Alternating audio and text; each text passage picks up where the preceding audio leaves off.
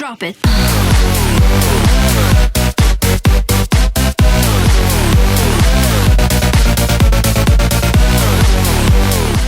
Hey there guys, how's it going? CoupledAssassin here, and welcome to today's Retro Wednesday video. Now this video is going to be a little bit different. I'm not doing a gameplay video today. What I decided to do is I'm going to show you basically the retro collection that I've collected so far. Now as I said to you guys, I was going to start collecting retro games, so today I thought I'd just give you a quick view of what I've currently collected and some information about sort of retro game collecting that I've learned so far. And then sort of later on, probably in sort of a few months time, we'll come back and I'll do another video to show you how much it's grown. So let's start off with the consoles that I've currently got. So as you know, for Christmas I got my sort of Mega Drive, which is looking pretty cool here. I've also managed to find actually my old PlayStation 2, which I've got there. I've got all the wires and everything, and managed to sort of get that up and running. I've got a little PS1 portable.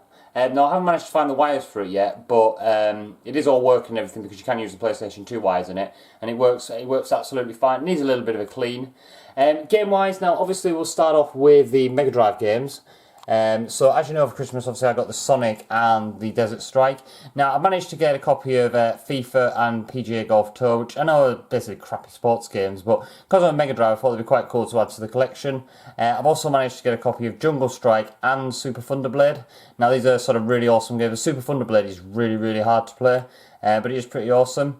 I've also started sort of collecting a couple of PlayStation 2 games, and most of these I sort of got in a bundle. But this is just basically a quick view of sort of all the games that I've managed to get so far. For PlayStation 2 and PlayStation 1 at the moment, it's really easy to get the games quite cheap because they're sort of in between being sort of retro and old. So people are sort of selling them for like next to nothing at the moment. So yeah, there's sort of some of the games there. I will come back and tell you a bit of a story about this one in particular, because Mary-Kate and Ashley's Sweet 16, because that is a really ridiculously funny game. It's not a very good game, it's a crap game, but me and a friend decided one day randomly to play it, and I'll tell you about it in a bit anyway. So yeah, I've two of my Xbox 360. I'm not really going to start collecting Xbox 360 at the moment, but I've got a couple of original Xbox, which is pretty cool, and then I've got me one NES game, which is Super Mario Brothers, of course. So yeah, retro game collecting at the moment is becoming quite popular, as you may be aware. Which is driving the price of games up, unfortunately. I mean, a few years ago you used to be able to pick everything up for like next to nothing, but the price is starting to go up. As I said, PlayStation 2 and PlayStation 1 at the moment are sort of in that mid-range, so you can literally pick them up for like 20p a game, 50p a game, or like myself, I managed to get like bundles of like 8 or 9 games for like 2 or 3 quid. And then other games I paid like 50p a quid, it doesn't really matter. You sort of, the Mega Drive games, I mean I've not paid, I mean obviously I got 2 of these for Christmas, but I've not paid more than sort of 4 quid for each of these games. I mean the FIFA and the PGA I picked up for like £2 each, which isn't too bad. I mean I haven't actually played them yet, they're probably not brilliant games, but I thought they'd be worth the collection anyway. And then the Xbox original games, I actually managed to pick all of them up for like 50p each from a local cash converter place. So wise of actually collecting retro games, there's sort of different ways you can sort of find them, and sort of I think at the moment, depending if you're starting like myself, I think the best place to look is places like Gumtree, because people are literally just putting on big bundles of games and selling them for like next to nothing just to make space. Obviously car boot sales as well.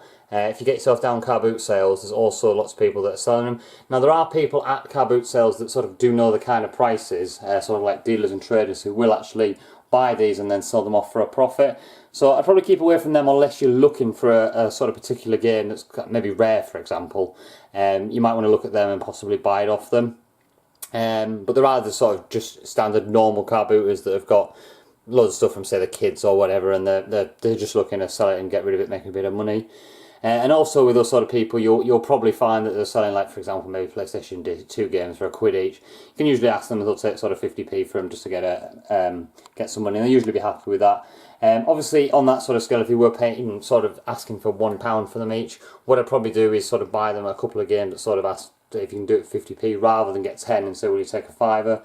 As to them, even though it's exactly the same amount of money, it sounds like they're losing more on it. So yeah, obviously at the top I haven't shown it yet. I've got a Game Boy Color actually in the box with a manual and everything, which is pretty cool. I've got little pop art figures at the side there. So yeah, that's basically me quick retro game video, just showing you what my collection looks like at the moment. Just going back to, as I was saying, this game in particular, Mary-Kate and Ashley, if I can get it out. Trying to hold a camera and do things at the same time. Right, okay.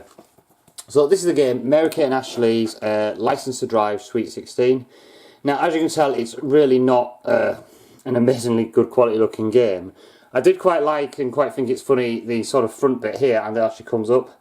This is Real Games for Real Girls, which is kind of funny. Now, the game is basically a sort of party game. But what's confusing is I'm not quite sure what the target audience is. Now, you would presume by the look of it that it's sort of for young girls and young sort of kids, which I'd imagine it is. There is a round on there where you have to play sort of a buzzer question round, and there's like really daft questions, like for example, which of the following would you find on a car? And there'll be something like, I don't know, a lamp, a headlight, I don't know, microwave and a cooker. And obviously it's pretty easy, it's self-explanatory, it's a headlight. But then there's really, really stupid questions, like for example, how many cylinders does a V8 engine have? Now, I know there's women and girls out there that probably do know more about cars than men, but if the target audience is meant to be sort of young kids, the difference between what would you find on a car and the obvious being a headlight and how many cylinders does a V8 engine have is sort of, it's quite bizarre. If you do see this game for sort of 20p, pick it up if you want to laugh, because it is a really funny game to sort of play.